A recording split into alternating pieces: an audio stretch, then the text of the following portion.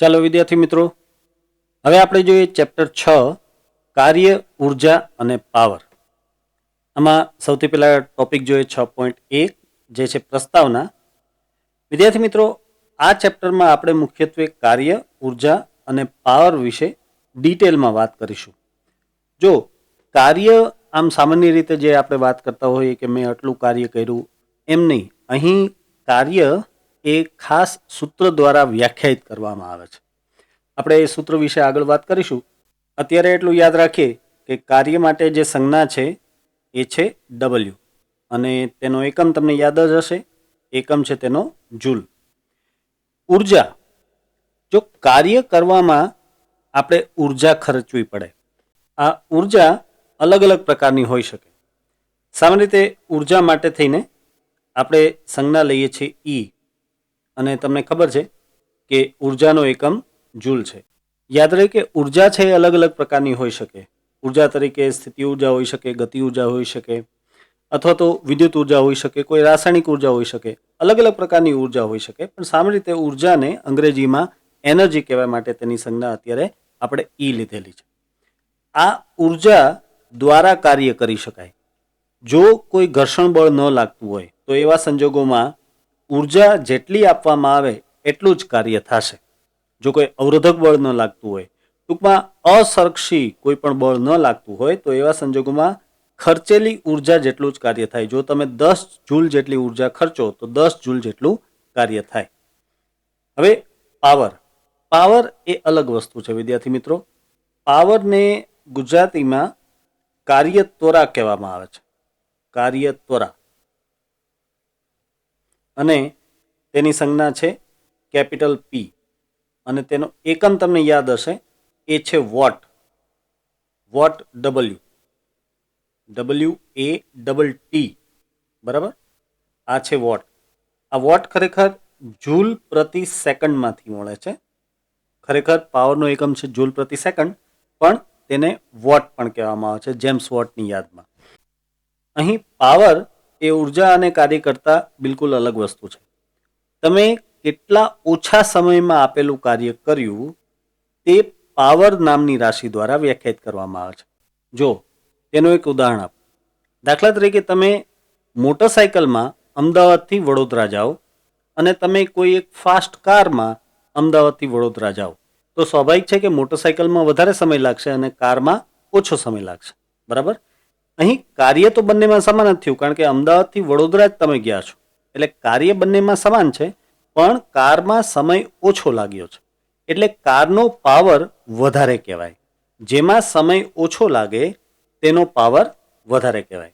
આમ તો આ વિષયની વ્યાખ્યા આપણે આગળ ડિટેલમાં જોશું, પણ અત્યારે પ્રસ્તાવના સ્વરૂપે આ કાર્ય, ઉર્જા અને પાવર વિશેની આપણે વાત કરી. હવે આ રાશિઓ વિશે વિશેષ સમજીએ એ પહેલાં એક ખાસ બીજી બાબત સમજી લઈએ. ટોપિક 6.2 એ છે ડોટ ગુણાકાર. આ ડોટ ગુણાકારને અંગ્રેજીમાં સ્કેલર પ્રોડક્ટ પણ કહેવામાં આવે છે. સ્કેલર એટલે કે અદિશ અને પ્રોડક્ટ એટલે કે ગુણાકાર, માટે તેને સ્કેલર પ્રોડક્ટ પણ કહેવામાં આવે છે, અને ગુજરાતીમાં તેને અદિશ ગુણાકાર પણ કહેવામાં આવે છે. હું અહીં લખી નાખું કે આ અદિશ ગુણાકાર પણ કહેવાય. અદિશ ગુણાકાર. અદિશ ગુણાકાર શબ્દ એટલા માટે છે કારણ કે અહીં સદિશોનો ગુણાકાર થવાથી મળતી રાશિ અદિશ હોય છે, માટે તેને કહેવામાં આવે છે અદિશ ગુણાકાર. ફરીથી સાંભળજો વિદ્યાર્થી મિત્રો, સદિશોનો ગુણાકાર થાય, બે સદિશ રાશિનો ગુણાકાર થાય અને પરિણામ સ્વરૂપે તમને અદિશ રાશિ મળતી હોય તો આવા ગુણાકારને અદિશ ગુણાકાર કહેવાય, અને તેમાં ડોટ સંજ્ઞાનો ઉપયોગ કરવામાં આવે છે, માટે તેને ડોટ ગુણાકાર પણ કહે છે. દાખલા તરીકે કાર્યની જ આપણે વાત કરીએ.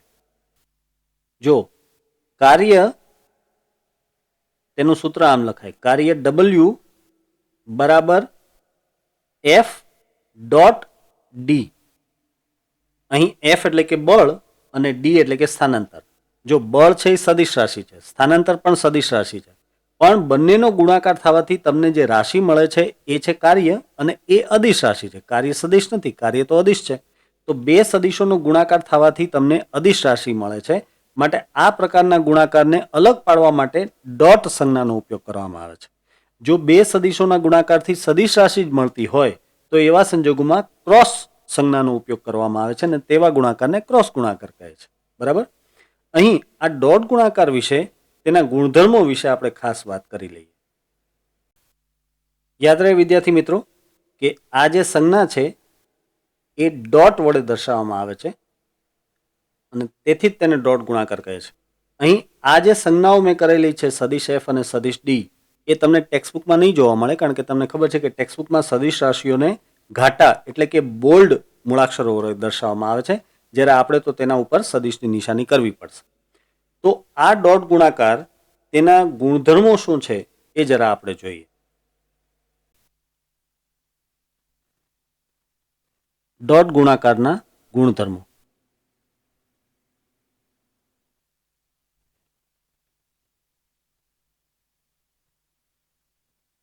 ધારો કે આપણે બે સદિશ રાશિઓ એ અને બી નો ડોટ ગુણાકાર લઈએ છીએ અને તેનું પરિણામ આપણને મળે છે સી નામની રાશિ વડે. તો તેને આમ લખાય, સી બરાબર એ સદિશ ડોટ બી સદિશ, અને તેનું સૂત્ર થાય આ રીતે, એ બી કોસ થીટા. વિદ્યાર્થી મિત્રો, અહીં જે એ લખેલો છે એ સદિશ એ નું મૂલ્ય છે અને બી લખેલો છે તે સદિશ બી નું મૂલ્ય છે અને થીટા એ સદિશ એ અને બી વચ્ચેનો ખૂણો છે. આ વાત ખાસ યાદ રાખજો. આગળ જોઈએ. અહીં ક્રમનો નિયમ પળાય છે, એટલે કે એ ડોટ બી બરાબર, તમે જાણો છો કે એ બી કોસ થીટા લખાય. બરાબર. તો આ તો બધા મૂલ્યો છે એટલે હું ક્રમ બદલી શકું અને આમ લખી શકું, બી એ કોસ થીટા. પણ બી એ કોસ થીટાને આપણે બી ડોટ એ લખી શકીએ, સદિશ બી ડોટ સદિશ એ. બરાબર. તો આનો અર્થ એમ થાય કે સદિશ એ ડોટ બી બરાબર સદિશ બી ડોટ એ લખી શકાય, એટલે કે અહીં ક્રમનો નિયમ પળાય છે. વળી અહીં જૂથનો નિયમ પણ પળાય છે. દાખલા તરીકે સદિશ એ ડોટ કૌંસમાં સદિશ બી પ્લસ કોઈ સદિશ સી હોય તો તમે તેને આવી રીતે લખી શકશો, a dot b plus a dot c. આમ લખી શકાય. અને હજી આમ પણ લખી શકાય, આ થશે એ બી કોસ થીટા, જેમાં થીટા એટલે એ અને બી વચ્ચેનો ખૂણો, સદિશ એ અને બી વચ્ચેનો ખૂણો, તેને હું થીટા 1 કહી દઉં. અને એ ડોટ સી બરાબર લખી શકાય એ સી કોસ થીટા 2, જ્યાં થીટા 2 એટલે સદિશ એ અને સદિશ સી વચ્ચેનો ખૂણો. બરાબર. જો બે સદિશો સમાંતર હોય, સદિશ એ સમાંતર છે સદિશ બી, તો સ્વાભાવિક છે કે તમે તેમાં થીટા બરાબર 0 લઈ શકો. અને આ સંજોગોમાં એ ડોટ બી બરાબર શું થશે જોવો જી, એ ડોટ બી બરાબર થશે એ બી કોસ 0, અને કોસ 0 બરાબર 1 થાય, માટે તમને મળે એ બી. તો ડોટ પ્રોડક્ટમાં આ જે મળે છે એ મહત્તમ મૂલ્ય છે.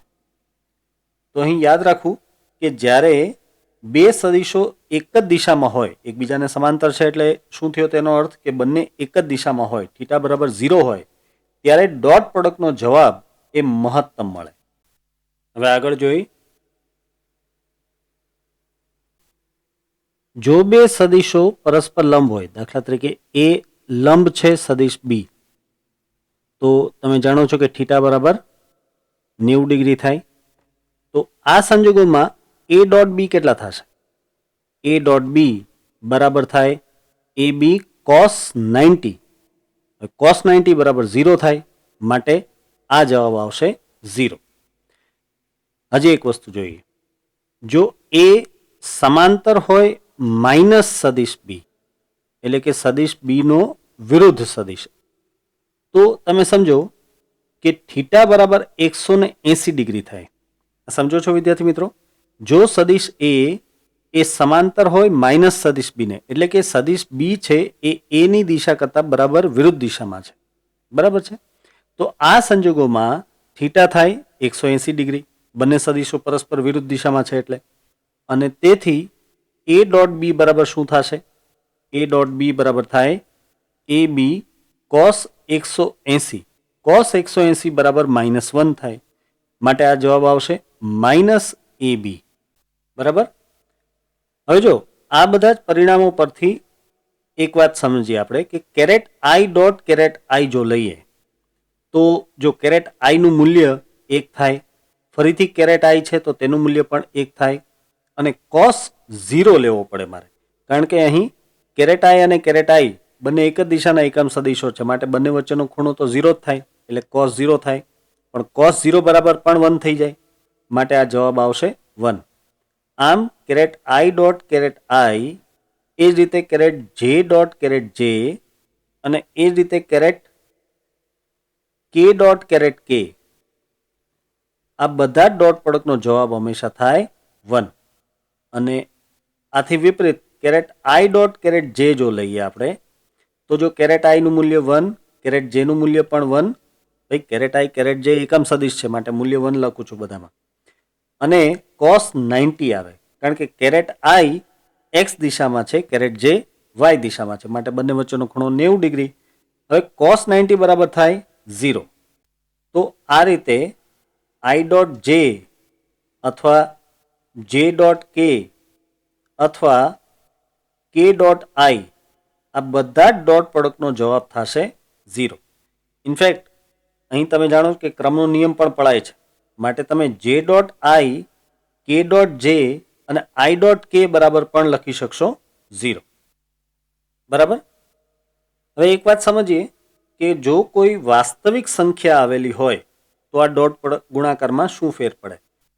દાખલા તરીકે કોઈ વાસ્તવિક સંખ્યા લેમડા એ સદિશ એ સાથે ગુણેલ છે અને ડોટ ગુણાકાર બી સાથે છે, તો આવા સંજોગોમાં તમે લખી શકશો લેમડા એ બી કોસ થીટા. હવે જો આમાં ક્રમ બદલી નાખીએ આપણે તો આપણે આમ પણ લખી શકીએ સદિશ એ ડોટ લેમડા સદિશ બી. આનો અર્થ એમ થયો કે કોઈ પણ વાસ્તવિક સંખ્યાને ડોટ ગુણાકારમાં કોઈ ફેર પડતો નથી અને તેના પરિણામમાં પણ મીન્સ કે ડોટ ગુણાકારના પરિણામમાં પણ કોઈ ફેર નથી પડતો, માત્ર તેનું જે પરિણામ છે એ લેમડા ગણું, લેમડા એટલે કે અહીં વાસ્તવિક સંખ્યા છે તો એ વાસ્તવિક સંખ્યા ગણું થઈ જશે.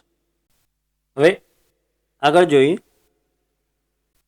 હવે આપણે ત્રિપરિમાણિક સદિશો એ અને બી માટે વાત કરીએ. દાખલા તરીકે એ તરીકે A x caret i plus A y caret j plus A z caret k આમ આપેલ છે. થઈ ગયો આ ત્રિપરિમાણિક સદિશ. અને સદિશ બી પણ આમ જ આપેલ છે. સદિશ બી બરાબર બી x caret i plus B Y caret j plus B Z caret કે. તો આ સંજોગોમાં જ્યારે આપણે ડોટ પ્રોડક્ટ લેશું, એ સદિશ અને બી સદિશનો ડોટ પ્રોડક્ટ લેશું તો સ્વાભાવિક છે કે તમારે આમ લખવું પડશે A x caret i plus A y caret j plus A z caret k, અને આ આખા કાઉન્સનો ડોટ પ્રોડક્ટ બીજા કાઉન્સ સાથે એટલે કે બી x caret i plus B Y caret j plus B Z caret k આમ થશે. હવે વિદ્યાર્થી મિત્રો આ બંને કાઉન્સમાં 3 પદો છે, એટલે જ્યારે તમે ડોટ ગુણાકાર લેશો જેમ સાદા ગુણાકારમાં કરીએ છીએ એ જ રીતે ડોટ ગુણાકારમાં પણ તમારે ગુણાકાર લેવાનો થાય. તો એવા સંજોગોમાં આ એએક્સ કેરેટ આઈ અને બીએક્સ કેરેટ આઈ એ બેનો ડોટ ગુણાકાર થઈ જશે એએક્સ બીએક્સ. સમજો આ થશે એએક્સ બીએક્સ. કારણ એ છે કે એએક્સ અને બીએક્સ એ તો સંખ્યા થઈ અને કેરેટાઈ ડોટ કેરેટાઈ બરાબર 1 થઈ જાય, માટે માત્ર વધશે એએક્સ બીએક્સ. હવે એએક્સ કેરેટાઈ અને બીવાય કેરેટ જેનો ડોટ ગુણાકાર લઈએ. એએક્સ કેરેટાઈ ડોટ બીવાય કેરેટ જે, તો અહીં કેરેટાઈ અને કેરેટ જેનો ડોટ ગુણાકાર આવશે. કેરેટાઈ અને કેરેટ જેનો ડોટ ગુણાકાર થાય 0. એ જ રીતે એ એક્સ કેરેટાઈ અને બી ઝેડ કેરેટ કે નો ડોટ ગુણાકાર લઈએ તો કેરેટાઈ ડોટ કેરેટ કે એ જવાબ થઈ જાય 0. તો આ પદ આવશે 0. આ રીતે આગળ વધીશું તો એવાય કેરેટ જે ડોટ બીએક્સ કેરેટ આઈ એ 0 થશે. એવાય કેરેટ જે ડોટ બીવાય કેરેટ જે, તો એ થઈ જશે એવાય બીવાય પ્લસ એવાય કેરેટ જે ડોટ બીઝેડ કેરેટ કે 0 પ્લસ એ ઝેડ કેરેટ કે डॉट बी एक्स कैरेट आई ए 0, ए जेड कैरेट के डॉट बी वाय कैरेट जे 0 અને એ ઝેડ કેરેટ કે બી ઝેડ કેરેટ કે એ બંનેનો ડોટ ગુણાકાર થઈ જાય એ ઝેડ બી ઝેડ. તો આનો અર્થ એમ થયો કે અંતિમ પરિણામ વધશે A x B x plus A y B y plus A z B z. બરાબર. યાદ રાખજો કે જ્યારે આપણે બે સદીશો ત્રિપરિમાણિક સદીશો લઈએ છીએ ત્યારે બંનેનો ડોટ ગુણાકાર થશે A x B x A y B y અને એ ઝેડ બી ઝેડ.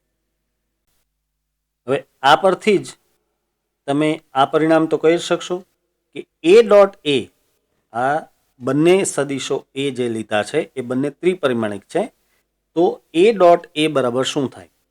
અહીં સ્વાભાવિક છે કે એ ડોટ એ બરાબર થશે A x plus A y plus A z.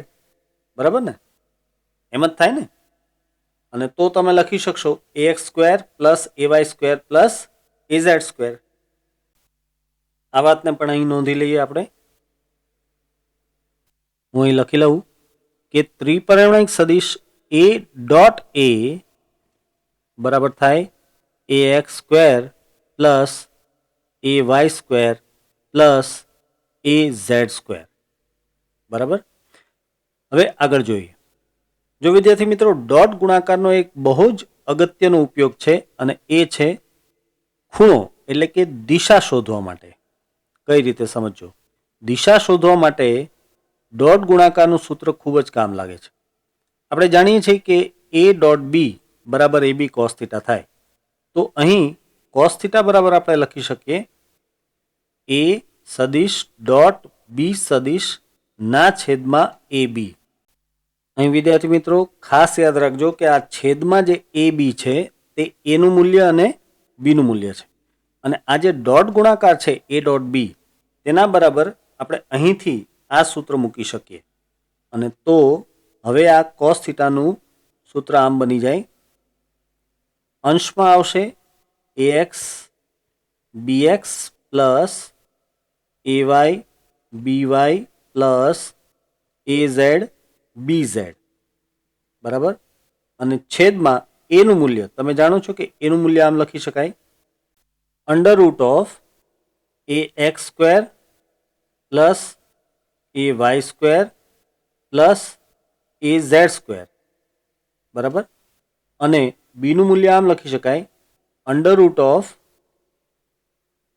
B x square plus B y square plus B ઝેડનો square. બરાબર.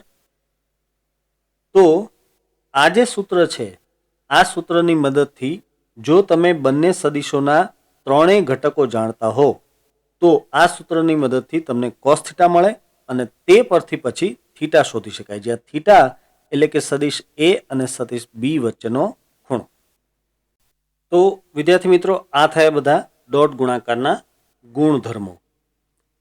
હજી ડોટ ગુણાકારને એક અલગ રીતે પણ સમજી લઈએ.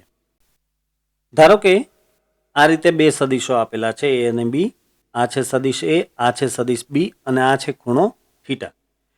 હવે જો હું આ સદિશ બી પરથી આવી રીતે સદિશ એ પર પ્રક્ષેપ દોરું તો આ જે પ્રક્ષેપ થશે આ પ્રક્ષેપ એ પ્રક્ષેપ બી કોસ થીટા થશે. બરાબર થાય ને? અત્યારે આ છે સદિશ બી અને આ છે ખૂણો થીટા, તો અહીં તમને જે ઘટક મળે તે થાય બી કોસ થીટા. અને આ સદિશ એ છે તેની લંબાઈ એટલે કે સદિશ એનું મૂલ્ય. બરાબર. હવે તમે જાણો છો કે એ ડોટ બી બરાબર આમ લખી શકાય એ બી કોસ થીટા, અથવા હું જરા આમ લખી દઉં આ એ અને આ બી કોસ થીટા. બરાબર. અને ગુજરાતીમાં આમ કહી શકાય કે આ છે સદિશ એનું મૂલ્ય અને આ છે સદિશ બીનો એ પરનો પ્રક્ષેપ. સમજો બી કોસ થીટા શું છે? સદિશ એ બી નો એ પરનો પ્રક્ષેપ. બરાબર. તો હવે આપણે એ ડોટ બી માટે આમ બોલી શકીએ. એ ડોટ બી એટલે શું? તો કે સદિશ એ નું મૂલ્ય અને સદિશ બી ના એ પરના પ્રક્ષેપનો ગુણાકાર. ફરીથી કહું છું, એ ડોટ બી બરાબર શું? તો કે સદિશ એ નું મૂલ્ય, આ છે સદિશ એ નું મૂલ્ય, અને આ છે બી કોસ થીટા છે સદિશ બી નો એ પરનો પ્રક્ષેપ, એ બેનો ગુણાકાર. એ જ રીતે વિદ્યાર્થી મિત્રો જરા આ આકૃતિ જુઓ. મેં એ જ આકૃતિ ફરીથી અહીં લીધી છે, પણ હવે હું સદિશ એ નો બી પરનો પ્રક્ષેપ લઉં છું. જો આ મેં લંબ લીધો છે અહીં, એટલે આ જે મળશે આટલો એ છે સદિશ એ નો સદિશ બી પરનો પ્રક્ષેપ, અને તો એ લખી શકાશે એ કોસ થીટા. બરાબર. હજી એકવાર કહી દઉં કે આ જે આટલી લંબાઈ છે એ આ સદિશ એ નો બી પરનો પ્રક્ષેપ લીધેલો છે. અહીં તમે લંબ દોરેલો છે એટલે આ સ્વાભાવિક છે કે પ્રક્ષેપ થશે, અને આ પ્રક્ષેપ સદિશ એ નો છે, ખૂણો થીટા છે, માટે તેને લખી શકાય એ કોસ થીટા. હવે જરા આ ડોટ ગુણાકારના સૂત્રમાં આવો. સદિશ એ ડોટ બી બરાબર તમે આમ લખી શકો છો એ બી કોસ થીટા, અથવા આમાં ક્રમ પણ બદલી શકાય. તમે આમ લખી શકો, આ ખાલી બી અને બીજા કૌંસમાં એ કોસ થીટા અમે લખી શકાય. બરાબર. ગુજરાતીમાં કહીએ તો આ સદિશ બી નું મૂલ્ય છે અને આ છે સદિશ એ નો બી પરનો પ્રક્ષેપ. એ કોસ થીટા શું છે? સદિશ એ નો બી પરનો પ્રક્ષેપ. એનો મતલબ એમ કે એ ડોટ બી બરાબર સદિશ બી નું મૂલ્ય અને સદિશ એ ના બી પરના પ્રક્ષેપનો ગુણાકાર. ફરીથી બોલું છું, સદિશ બી નું મૂલ્ય અને સદિશ એ ના બી પરના પ્રક્ષેપનો ગુણાકાર. તમે જો આ છે સદિશ બી નું મૂલ્ય અને આ જે છે એ છે સદિશ એ નો બી પરનો પ્રક્ષેપ, એ બેનો ગુણાકાર, એટલે કે ડોટ ગુણાકાર. અહીં આપણે જોયું કે એ નું મૂલ્ય અને બી નો એ પરનો પ્રક્ષેપ. અહીં જોયું કે બી નું મૂલ્ય અને એ નો બી પરનો પ્રક્ષેપ. આ બંને એ ડોટ બી થાય છે, માટે તમે એ ડોટ બી આવી રીતે પણ મેળવી શકો. જ્યારે તમને બે સદિશો આપેલા હોય ત્યારે કોઈ પણ એક સદિશનું મૂલ્ય અને બીજા સદિશનો તે સદિશ પરનો પ્રક્ષેપ નો ગુણાકાર એટલે થાય એ ડોટ બી, એટલે કે ડોટ ગુણાકાર. હવે જોઈએ ઉદાહરણ 6.1. બળ સદિશ એફ બરાબર 3 કેરેટ આઈ પ્લસ 4 કેરેટ જે માઇનસ 5 કેરેટ કે એકમ અને સ્થાનાંતર સદિશ ડી બરાબર 5 caret i plus 4 caret j plus 3 caret કે એકમ વચ્ચેનો ખૂણો શોધો તથા સદિશ એફ ના સદિશ ડી પરના પ્રક્ષેપનું મૂલ્ય શોધો. ચાલો સૌથી પહેલા તો આપણી પાસે આ બંને સદિશો છે તેમની વચ્ચેનો ખૂણો શોધવાનો છે. આ માટે આપણે થોડીક વાર પહેલા જ વાત કરી તેમ આ સૂત્રનો ઉપયોગ કરી શકશું. એફ ડોટ ડી બરાબર એફ ડી કોસ થીટા થાય, અને તો કોસ થીટા બરાબર આપણે લખી શકીએ એફ ડોટ ડી સદિશ એફ ડોટ સદિશ ડી ના છેદમાં માત્ર એફ અને ડી. હવે સમજો એફ ડોટ ડી એટલે શું થશે?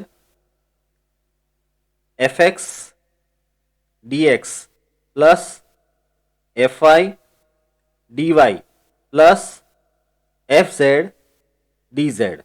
બરાબર છે. અને અહીં છેદમાં f નું મૂલ્ય એટલે અંડર રૂટ ઓફ fx નો સ્ક્વેર પ્લસ fy નો સ્ક્વેર પ્લસ fz નો સ્ક્વેર. બરાબર છે. અને સાથે સદિશ ડી નું મૂલ્ય એ પણ એ જ રીતે લખશું, under root of dx square plus dy square plus dz square. હવે આગળ વધીએ તો અહીં મૂલ્યો મૂકવાના છે. જુઓ એફના સમીકરણમાં આ છે એફએક્સ, એફવાય અને એફઝેડ. એ રીતે ડીના સમીકરણમાં આ છે ડીએક્સ, ડીવાય અને ડીઝેડ. તો સૌથી પહેલા આપણે લેવાનું છે એફએક્સ ડીએક્સ. એટલે એ થઈ જશે 15 પ્લસ FI DY તો એ થઈ જશે 16 અને પ્લસ FZ DZ તો એ થઈ જશે -15 ના છેદમાં અંડરરૂટ ઓફ fx નો સ્ક્વેર એટલે કે 9 fy નો સ્ક્વેર 16 fz નો સ્ક્વેર 25 અને અંડરરૂટમાં dx નો સ્ક્વેર 25 dy નો સ્ક્વેર 16 dz નો સ્ક્વેર 9. હવે સાદુરૂપ આપીએ તો cos થીટા બરાબર આપણને ફાઇનલી મળશે, જો અહીં અંશમાં તમને મળશે 16 અને છેદમાં તમને મળશે √50 અને √50 એટલે ફાઇનલી આ થઈ જશે 0.32. હવે cos થીટા બરાબર 0.32 તો આ પરથી થીટા બરાબર લખી શકાય cos ઇનવર્સ 0.32 બરાબર. આ છે આપણો જવાબ. જો કે આ જવાબને આગળ પણ વધારે ડિટેલમાં શોધી શકાય. હું અહીં પહેલા બ્રેકેટ કરી નાખું. આ જવાબને હજી ડિટેલમાં શોધવું હોય તો તમે આમ જઈ શકો. જો cos થીટા બરાબર 0.32 છે તો તમે લખી શકો સાઇન 90 - થીટા બરાબર 0.32 કારણ કે cos થીટા એટલે કે સાઇન 90 - થીટા અને તો આપણે લખી શકીએ કે 90 - થીટા બરાબર સાઇન ઇનવર્સ 0.32 અને તો થીટા બરાબર આપણે લખી શકીએ 90 - સાઇન ઇનવર્સ 0.32. આવું કરવાનું કારણ એ કે લોગ ટેબલમાં મોટે ભાગે સાઇન આપેલો હોય, કોસ ન હોય, એટલે તમારે આ કોસમાંથી સાઇનમાં કન્વર્ટ કરવું પડે. જો સાઇન ઇનવર્સ 0.32 એટલે થશે આશરે 18.7 ડિગ્રી અને તો થીટા બરાબર ફાઇનલી આપણને મળી જાય 71.3 ડિગ્રી, 71.3 ડિગ્રી. તો આ છે ફાઇનલી ખૂણો થીટા. જો કે ટેક્સ્ટબુકમાં તો અહીં સુધીનો જવાબ આપેલો છે થીટા બરાબર કોસ ઇનવર્સ 0.32, પણ જો તમારે ખૂણો ખરેખર શોધવાનો થાય તો એ તમારે આ રીતે શોધવો પડે. યાદ રહે કે કોસ ઇનવર્સમાંથી સીધો જવાબ લોગ ટેબલમાંથી ન મળે એટલે પહેલાં આ રીતે તમારે તેને સાઇન 90 - થીટામાં કન્વર્ટ કરવાનું અને ત્યારબાદ તેમાંથી થીટા મળી શકે. ચલો હવે જે બીજો જવાબ આમાં મેળવવાનો છે તેના ઉપર ધ્યાન આપીએ. બીજો જવાબ આપણે મેળવવાનો છે એ છે સદિશ એફ નો સદિશ ડી પરનો પ્રક્ષેપ. સદિશ એફ નો સદિશ ડી પરનો પ્રક્ષેપ એટલે તમને ખબર છે કે એ થશે એફ કોસ થીટા. હવે જો એફ એટલે કે એફ નું મૂલ્ય જે આપણને મળેલું છે √50 અને કોસ થીટા તો જો કોસ થીટા એ અહીં મળેલ છે આપણને 0.32 એટલે એ આપણે લઈ લઈએ 0.32. હવે ટેક્સ્ટબુકમાં તો અહીં સુધી જવાબ આપેલો છે, પણ જો આપણે આગળ શોધીએ તો આ √50 બરાબર થશે આશરે 7.07 અને ગુણ્યા આ 0.32 એટલે આ જવાબ આશરે મળશે 2.63 જેવો. તો એફ કોસ થીટા બરાબર થશે 2.63 એકમ. અહીં રકમમાં આપણને બળનો કોઈ એકમ આપેલો નથી માટે આપણે આવી રીતે લખશું માત્ર એકમ. આ છે આપણો ફાઇનલ જવાબ એફ કોસ થીટાનો એટલે કે એફ નો ડી પરનો પ્રક્ષેપ. જો અહીં ડી નો એફ પરનો પ્રક્ષેપ માંગ્યો હોત તો આપણે ડી કોસ થીટા ફાઇન્ડ કર્યો હોત. બરાબર. તો અહીં તમે આ દાખલામાં જોયું કે આપણે ડોટ ગુણાકારનો ઉપયોગ કરીને કઈ રીતે ખૂણો શોધી શકીએ. આજે અત્યારે એફ ડોટ ડીનું સૂત્ર લીધેલું છે એ ખરેખર કાર્યનું સૂત્ર છે અને તેમાંથી આપણે ડી અને એફ વચ્ચેનો બળ અને સ્થાનાંતર વચ્ચેનો જે ખૂણો છે એ શોધ્યો, તેમજ એક સદિશનો બીજા સદિશ પરનો પ્રક્ષેપ પણ શોધ્યો. એટલે આ વાત તમે ખાસ યાદ રાખજો વિદ્યાર્થી મિત્રો કે ડોટ ગુણાકારની મદદથી આપણે બે સદિશો વચ્ચેનો ખૂણો શોધી શકીએ છીએ અને તે જ રીતે કોઈ એક સદિશનો બીજા સદિશ પરનો ઘટક શોધવો હોય તો તે માટે પણ આનો ઉપયોગ આપણે કરી શકીએ છીએ. એફ કોસ થીટા અથવા તો ડી કોસ થીટા જેવા પદનો ઉપયોગ કરી શકીએ છીએ. જ્યાં ખાસ એ યાદ રાખવાનું કે જે થીટા છે એ એક સદિશ અને બીજા સદિશ વચ્ચેનો ખૂણો હોવો જોઈએ. જેમ કે અહીં એફ અને ડી વચ્ચેનો ખૂણો થીટા હતો, માટે આપણે એફ કોસ થીટા એટલે કે એફ નો ડી પરનો પ્રક્ષેપ લખી શકીએ, અને જો ડી કોસ થીટા લઈએ તો ડી નો એફ પરનો પ્રક્ષેપ લખી શકીએ.